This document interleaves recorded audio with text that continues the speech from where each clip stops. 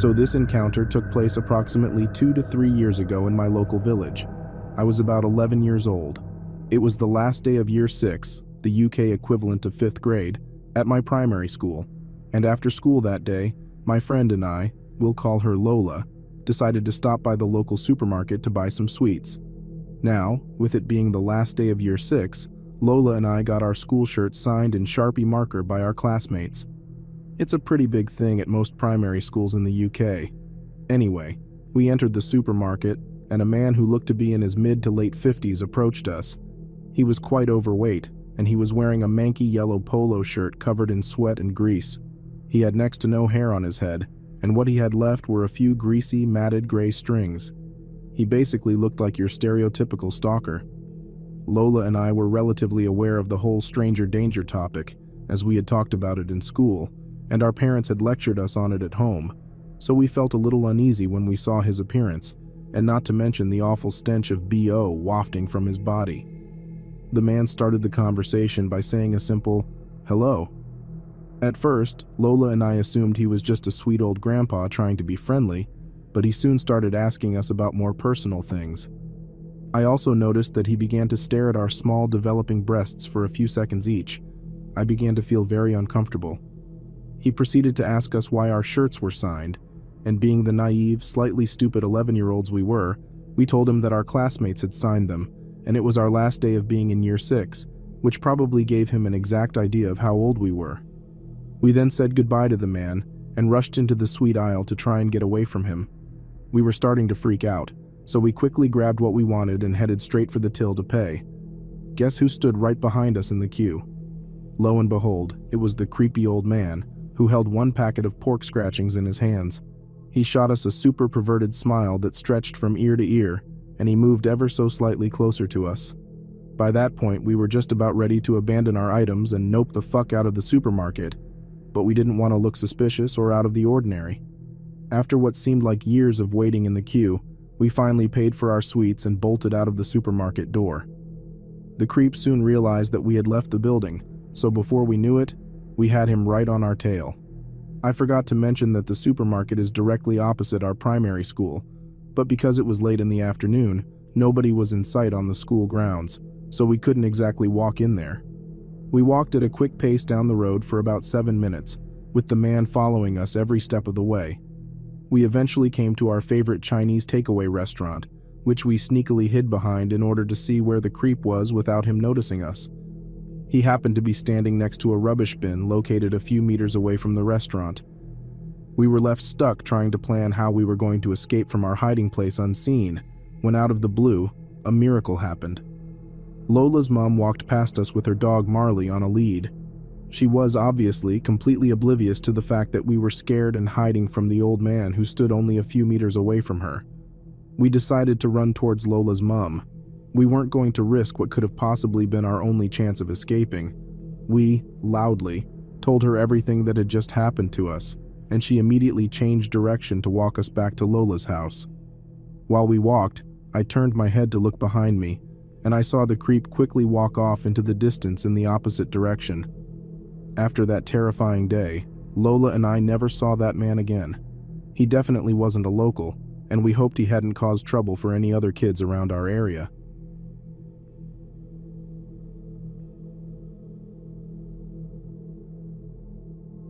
I'm currently almost 18, and this happened when I was a 3 or 4-year-old boy.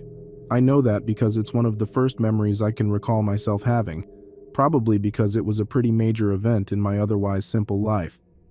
I was living in Moscow with my parents and my older sister. We were a pretty poor family and lived a very conservative lifestyle. My parents would go to work every day, and while my sister was at school, my grandparents would come over and cook for me and look after me, which is very normal for a Russian family. Back to the point, it was summer of 2001 or 2002, and my family went on our bi-weekly supermarket trip. It was a big deal as I wasn't allowed to get out much due to the fact that we were living in a pretty rough district of Moscow. My dad was driving that day, and everything was normal when we got to the supermarket. While my mom and sister were getting all the food and other things, I would normally be with them. That day I stopped to try and read a label or something. When I looked back up, I realized that my mother wasn't there. She assumed that I was still following them, while I assumed that they were taking a while picking the groceries. My dad wasn't nearby, as I'll explain later. It was one of those moments, which we all experience, where we lose our parents in the supermarket and start freaking out. As a toddler, I obviously started tearing up and didn't really know what to do. Then a man saw me, ran up to me and asked what was wrong. I told him that I lost my family, and he quickly asked if my mother was the blonde lady. I told him that she was, and he stretched out his hand and told me that he knew where they went. I immediately got very happy and held his hand as he walked me out of the supermarket into the car park. Despite what my parents told me about following strangers, I assumed that my mom had already bought everything and headed off back to the car. The man walked me up to his car, opened the door and told me to climb in. Looking back at it, that was probably the stupidest thing I ever did in my life, because I proceeded to get in the car as he shut the door. This is where my dad came into his story. When we were in the supermarket, he realized that he left the multimedia controller in the car. For those of you that this makes little sense to, this is what that means. As was common in Russia, not sure about other countries, cars at that time had the big multimedia boxes installed, and you could attach different controllers onto them, which were upgradable and gave you different functions or looked better, etc. These removable controllers were quite expensive, and thus it was extremely common for cars to be broken into in order to have them stolen. Thus, most people developed a habit of removing it and taking it with them, or at least putting it in the glove box. My dad quickly went to grab it from the car, fearing that it could be thieved. While he was in the car, he saw me walking with a stranger and immediately realized what was going on. He got out and sprinted towards us, and he got there just as the strange man closed the door with me in the car.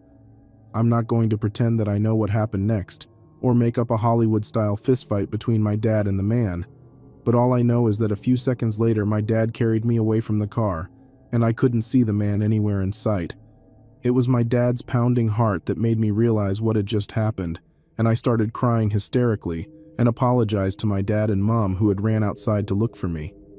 I think that was the last straw for my parents, as a month or so after that we sold our flat and lived with my grandparents while my parents were finishing buying a new flat on the opposite side of the city in a much safer district.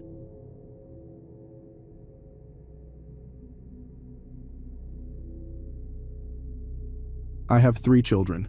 My middle child, my son, is the sweetest thing. He is compassionate and empathetic, which at his age, 3, is rare. When we go out in public, people take notice, especially if it's just him and I. He will talk your head off and has impeccable manners. It was during a last-minute shopping trip this takes place. One child was in school, the other was with my mom, so he and I had some alone time. I always treasure these trips because I get to experience his beautiful personality unfiltered. We go to the store, get what we need out of the food section, then head to the toiletries. He is happy just talking away, mostly about things relevant to him in his 3-year-old mind, telling me he is a superhero, having to save a princess, asking to pick up something special for his brother and sister. All around a cute kid. We go down the oral hygiene aisle to pick up some toothpaste. As we are leaving the aisle, I notice a man and woman together. I'm assuming they are married. The woman continues onto the aisle, whereas the man stops close to where my son and I were and just sort of stares. I figured he was listening to our conversation, as most people do. Seriously, the kid talks a lot. It didn't freak me out, but just made me more alert. So this guy, without prompting, says to me, "He's cute, can I have him?" I was weirded out, but said, "Haha, no, I love my boy. I think I'll keep him." Well, that's too bad. I'm thinking that's going to be the end of our exchange. I try giving him the benefit of the doubt and assume he was joking and didn't realize it was creepy. At this point, my son sees a Batman toothbrush he must have. I explain to him, yes, it is the most amazing toothbrush ever, but I just don't have the money to buy another one right now. Being 3, he was obviously upset. End of the world type stuff. So the man completely bypasses me and comes up to my son. "What about this one? Do you like this one? If you lived with me, I'd get it for you." Now I'm completely freaking out. Who ignores the mother to talk to the child, offering him something he can't have? What did he expect? My son to say in front of me that he wants to go with the man and I let him? It was just super weird, him coming at my son like that. I gave him the full effect of touch my kid and I'll stab you face. He sort of backs off but doesn't go to join his wife. I'm super cautious when it comes to my kids because my aunt was murdered by a serial killer.